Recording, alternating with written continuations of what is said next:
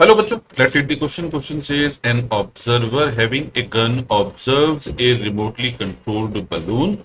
When he first notices the balloon, it was at an altitude of 800 meters and moving vertically upward at a constant velocity of 5 meters per second. The horizontal displacement of balloon from the observer is 1600 meter. Shells fired from the gun have an initial velocity of 400 meter per second at a fixed angle theta. Sine theta is equals to 3 by 5 and cos theta is equals to 4 by 5. The observer having gun waits for some time after observing balloon and fires so as to destroy the balloon. Assume g is equals to 10 meter per second square. Neglect air resistance.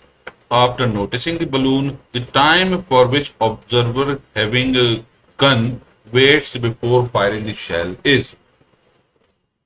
तो यहाँ हम देख सकते हैं इसकी जो horizontal component of velocity है वो है 400 cos थीटा और वर्टिकल कंपोनेंट ऑफ वेलोसिटी है शेल का वो 400 sin थीटा।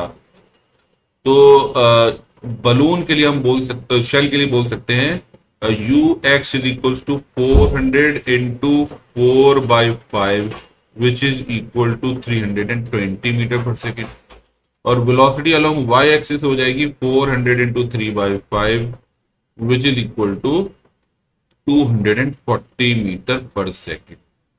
तो हॉरिजॉन्टल डायरेक्शन में इसको डिस्टेंस जो कवर करना है दैट इज 1600 मीटर। तो 1600 इज इक्वल टू हो जाएगा velocity along x axis into time.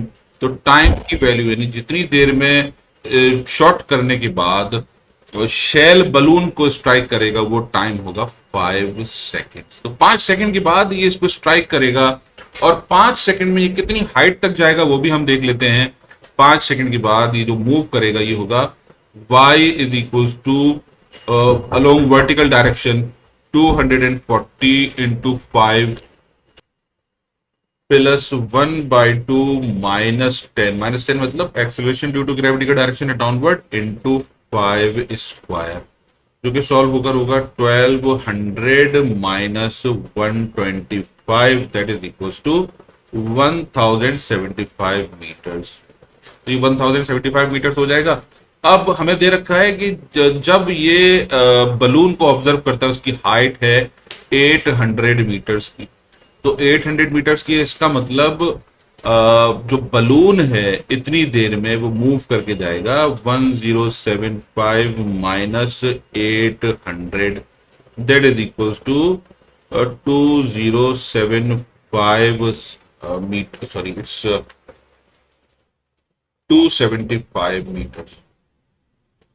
तो बलून इतनी देर में यानी ऑब्जर्वर के ऑब्जर्व करने के बाद बलून ने कितना टाइम लगाया इट इज 275 डिवाइडेड बाय 5।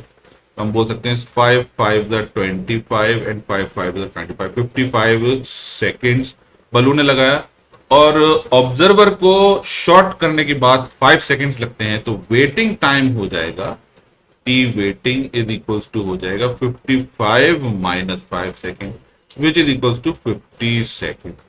यानी 55 सेकंड के बाद ऑब्जर्व करने के बलून यहां तक पहुंचेगा और 5 सेकंड में वो स्ट्राइक करेगा यानी 50 सेकंड के बाद शेल फायर होगा और ये स्ट्राइक करेगा। इसका मतलब 50 सेकंड वेट किया आंसर हो जाएगा 2। I hope you understood the solution. Thank you.